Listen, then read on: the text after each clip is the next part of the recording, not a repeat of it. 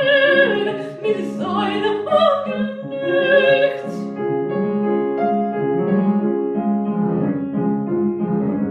Doch endlich war dem Diebel die Zeit zu lang.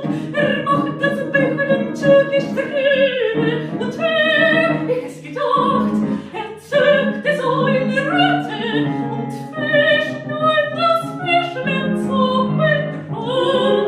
Und ich mit ruhigem Blute sah die betrogene Hand, und ich mit ruhigem Blute sah die betrogene Hand.